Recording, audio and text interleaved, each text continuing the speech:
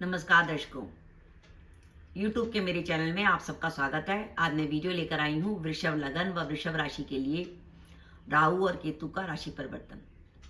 राहु और केतु राशि बदलने जा रहे हैं 30 अक्टूबर 2023 को। अभी तक राहु वृषभ लगन में राहु चल रहे थे द्वादश भाव में मेष राशि में, और केतु चल रहे थे छठे भाव में तुला राशि में। लेकिन अब राहु 30 अक्टूबर को राशि बदलकर मेष को छोड़कर मीन में आ जाएंगे आपके एकादश भाव में, और केतु आपके छठे को छोड़कर पंचम में आ जाएंगे कन्या राशि में। राहु और केतु क्योंकि वक्री ग्रह हैं इसलिए उल्टे चलते हैं, इसलिए मेष से मीन की तरफ आएंगे और यहां से तुला से कन्या की तरफ जाएंगे। सबसे इंपॉर्टेंट बात कि वृषभ लगन व वृषभ राशि के लिए राहु का राशि परिवर्तन बहुत अधिक इंपॉर्टेंट है। उसका सबसे बड़ा रीजन ये है कि राहु चल रहे थे 12 में, क्योंकि इस समय वृषभ राशि में द्वादश भाव में देवगुरु बृहस्पति भी चल रहे हैं और राहु भी इस समय 12 में चल रहे हैं 30 अक्टूबर तक। गुरु और राहु की विशेषता है कि गोचर में हो या आपकी जन्म कुंडली में हो, अगर वो आपके 12वें भाव से संबंध रखते हैं तो वो आपको कोर्ट केस में परेशानी देते हैं। जैसे अगर आपकी कुंडली के 12वें भाव में राहु है और आगे आपकी कुंडली के 12वें भाव में गुरु है, तो वो अचानक ही आपको किसी कोर्ट केस में फंसा सकता है। तो अगर आपका कोई वर्तमान में कोई कोर्ट केस चल रहा है और आपके 12वें भाव में राहु या गुरु का गोचर चल रहा है, तो वो आपके लिए एक अनिष्टकारी समय होता है, जो इस समय वृषभ लगन व वृषभ राशि के लिए बना हुआ है। तो सबसे पहले तो उसमें राहत मिली कि वृषभ राशि में राहु ने 12वें घर को छोड़ दिया और वो लाभ भाव में आ गए। तो पहली बात, आप वृषभ लगन व वृषभ राशि के जातक हैं और अगर आपका वर्तमान में कोई कोर्ट केस चल रहा था तो आप उसमें आपको राहत मिलेगी। अब काफी कुछ परिस्थितियां आपके पक्ष में जाती दिखाई देंगी। अब दूसरी बात, राहु जहां 12वें चल रहे थे जिसके कारण वो खर्चे बहुत अधिक बढ़ा रहे थे, बीमारियां दे रहे थे, मानसिक परेशानी दे रहे थे, अब वो आ गए लाभ भाव में। और लाभ भाव होता है हमारा इच्छा पूर्ति का भाव, कि जहां हमारे रुके हुए काम हो सकते हैं, और लाभ भाव होता है हमारे आने वाली रेगुलर इनकम का भाव। तो सबसे बड़ी बात है, अब आपके पास आय के इनकम के नए नए जरिए खुलेंगे। आप अगर जॉब करते हैं तो जॉब के संग हो सकता है आपको नया काम शुरू कर दें। आप व्यापार करते हैं तो हो सकता है व्यापार में आप किसी और नए काम की शुरुआत कर दें। यानी नए काम की शुरुआत के लिए काफी अच्छा समय है, क्योंकि राहु मीन राशि में गुरु की राशि में बड़े प्रफुल्लित रहते हैं। गुरु की राशि राहु और केतु दोनों को बहुत बल प्रदान करती है। तो आय के नए माध्यम बनेंगे और वर्तमान जो आपकी आय है, इनकम है, उसमें बढ़ोतरी होगी। समाज में ये मान सम्मान व प्रतिष्ठा का समय है, विशेषकर उन लोगों के लिए जो राजनीति से जुड़े क्षेत्र में हैं या जो सरकारी नौकरी में हैं या बड़े बड़े ऊंचे पदों पे बैठे हैं। उनके समाज में मान सम्मान व प्रतिष्ठा में बढ़ोतरी होगी। आप लंबे समय से ऑफिस में अपनी प्रमोशन के लिए कोशिश कर रहे थे, तो राहु का ये गोचर आपको प्रमोशन भी दिला सकता है। अगर आपका कोई व्यापार है और वो व्यापार विदेश से जुड़ा हुआ है, उस विदेश से जुड़े व्यापार में आपके लिए लाभ की स्थिति बन रही है। उस विदेश से जुड़े व्यापार में अब आप कुछ नया ट्राई करेंगे तो आपको निश्चित रूप से लाभ होगा। और अगर आपके जीवन साथी का स्वास्थ्य खराब चल रहा था तो 30 अक्टूबर के बाद राहु के एकादश भाव में आने से आपके जीवन साथी के स्वास्थ्य में सुधार आएगा, क्योंकि राहु आपके जीवन साथी के भाव से पंचम में आ जाएंगे तो पत्नी के स्वास्थ्य में सुधार देंगे। अब हम बात करें केतु की। केतु अभी जो तुला राशि में चल रहे थे वो काफी अच्छा इफेक्ट दे रहे थे, क्योंकि छठे भाव में राहु केतु जैसे ग्रह काफी अच्छा फल देते हैं, क्योंकि पाप ग्रह है। लेकिन अब आ गए केतु पंचम भाव में। पंचम भाव का संबंध होता है विद्या, बुद्धि, संतान, और पंचम भाव होता है हमारी बॉडी का। जो हम बात करें तो हमारा पेट आता है पंचम भाव में। अगर केतु का गोचर पंचम भाव में हो रहा है तो इसका अर्थ यह है कि पेट से जुड़ी परेशानी आपको लग सकती है।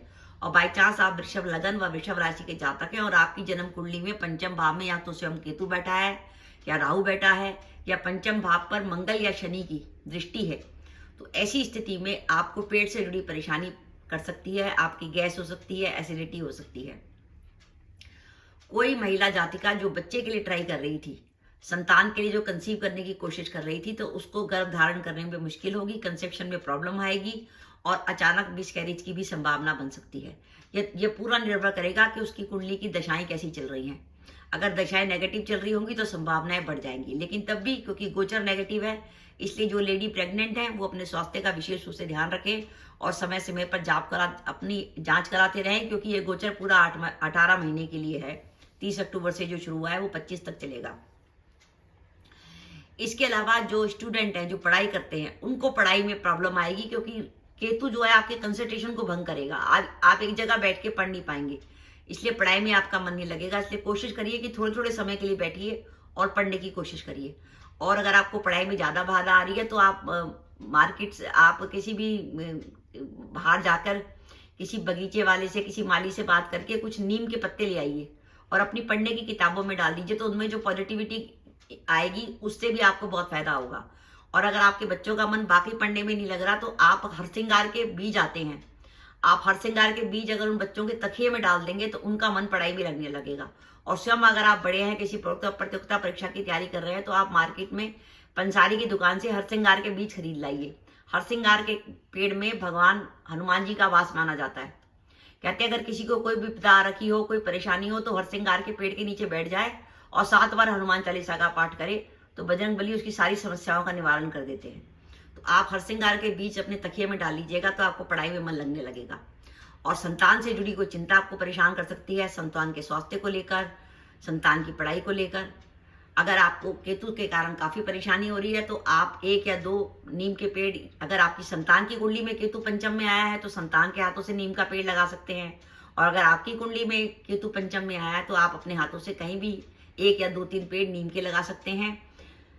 10 से लेकर 17-18 उम्र तक के बच्चे जो स्कूल कॉलेज जाते हैं, उनको अगर आप चाट पकौड़ी, बल्ले पापड़ी खिलाएंगे, खट्टी चाट खिलाएंगे, तो उससे भी केतु का बहुत अच्छा इलाज होता है।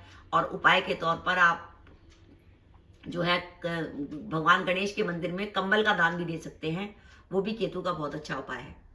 पर तब भी इस बात का ध्यान रखिए कि वृषभ लगन के लिए बहुत अच्छा राहत का समय है। मेरा ये मानना है कि 30 अक्टूबर 23 से वृषभ लगन के जातक काफी राहत महसूस करेंगे। 30 अक्टूबर से एक समय ऐसा शुरू हो रहा है कि जब उनके लिए बाकी राहत बढ़ने वाली है। पहले तो 30 अक्टूबर को राहु लाभ भाव में आ गए और मई 2024 में देवगुरु बृहस्पति आपके लगन में आ जाएंगे। यानी धीरे धीरे आपके लिए परिस्थितियां आपके लिए पॉजिटिव होने वाली हैं। कुछ परिस्थितियां तो अभी भी पॉजिटिव हैं क्योंकि इस समय देवगुरु बृहस्पति वक्री चल रहे हैं और वो इस समय लाभ भाव का इफेक्ट दे रहे हैं। तो मान के चलिए 30 अक्टूबर से लेकर जब तक देवगुरु बृहस्पति 4 दिसंबर तक वक्री रहेंगे तो गुरु और राहु आपके लाभ भाव का इफेक्ट देंगे। तो काफी हद तक आपके काम बनने की संभावना है। अगर आप नौकरी की तलाश में हैं तो नौकरी मिलने की संभावना बनती है। अगर आप व्यापार में कुछ नया करना चाहते हैं तो उसकी संभावना बनती है। यानी राहु आपको काफी अच्छा पॉजिटिव रिजल्ट देने वाले हैं।